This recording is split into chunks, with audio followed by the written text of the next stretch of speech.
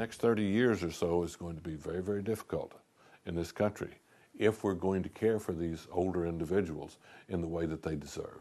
And they do deserve the best we can give them. What's going on right now is insufficient funding.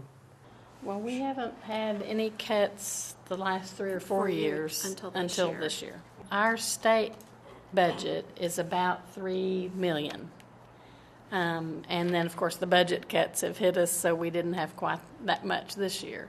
But the adult day service program has had a 1% cut in the budget so far this year. And these small agencies are having a real difficult time because the reimbursement rate is so low.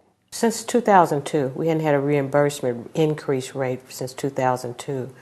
The truth is we need more money in the budget. We could have greatly used another $300,000 in our budget to cover the services that were provided. Those that qualify for DHS and are on DHS are not reimbursed beyond 6 hours a day. You know, we get reimbursed for 6 hours a day, and we keep people up to 8, anywhere from 8 to 10 hours a day. I do know that DHS is looking at extending the day, but they're not going to look at it in this economic climate. They're certainly not going to look at increasing the daily rate. That insufficient funding represents about 30 clients who won't have funding by the end of the year, end of this year, 2009. I've been told that there is another cut coming to my program, possibly this month or next month. I'm just kind of waiting to hear when that additional monies is taken from my budget. So, if we tried through fundraising, I mean, we'd make it through fundraising and getting more money, but if we don't get it, our doors will be closed. And that's another organization in this community, in several communities, that'll fail.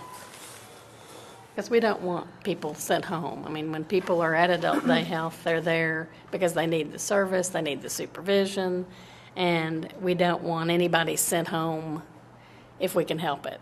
And these people will die if they don't have somewhere to be. They will literally die. Like so many other operators, she's going to have to make some tough decisions. There is no possible way to serve everyone that's going to come to your door, not at the present funding levels. So again, I think that almost a daily pursuit has to be, where can I go out and acquire additional funding to support this program? It takes up all my day, you know, because I'm constantly trying to figure out how I'm going to make ends meet here without having to lay off people, without having to cut programs. And I'm constantly trying to find funding every day for this population. If you look at some of these participants who are just really enjoying their time in an adult day healthcare center, if that option were not available to them, their family member may have to look at pre-institutionalization. They may have to put that person in nursing home. If they don't have this program, they're going to be institutionalized. If they're left home alone, they're going to burn it down. They're going to leave. They're not going to be able to eat and take care of themselves, let alone bathe themselves. That's not going to happen. And the idea is that the people we serve not only are the people that are with us every day, but the families that are taking care of them.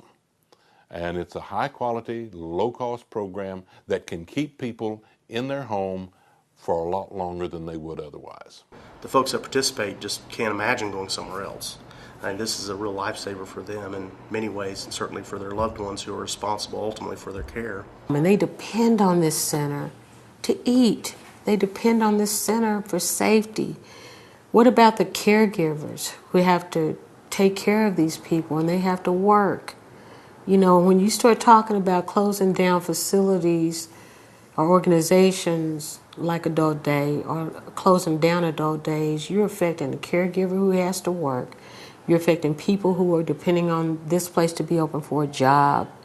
You know, and most importantly, the beneficiaries are the clients, you know, who depend on us for food, shelter, for, you know, for safety.